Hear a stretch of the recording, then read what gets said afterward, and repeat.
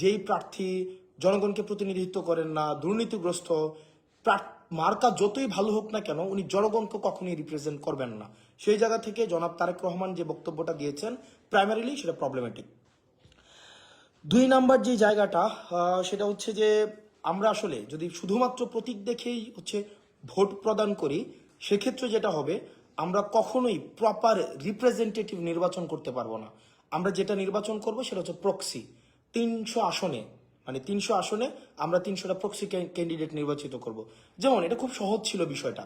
যেমন উনি যেটা বলেছেন এটাকে এইভাবেও করতে পারতেন, 300 আসনে শুধু প্রতীকটা দিয়ে দিতে পারতেন যে আপনারা প্রতীকে, যেটা পিআর সিস্টেমের কথা বলছেন, পিআর সিস্টেম, এটা হইলেই তো হইতো যে আপনি, আমি কিন্তু পিআর এর পক্ষে না, মানে উনার কথা অনুযায়ী উনি যেই সিস্টেমটার কথা বলছেন সেটা হচ্ছে অনেকটা এরকম যে আপনারা প্রতীককে ভোট দেন, প্রতীককে ভোট দিলে প্রতীকটা যদি নির্বাচিত হয় তাহলে 300 আসনে আমি হচ্ছে পরবর্তীতে আমার নিজের মতো করে আমি প্রার্থী দিয়ে দিলাম, মানে এটা হইলেও কিন্তু হইতো।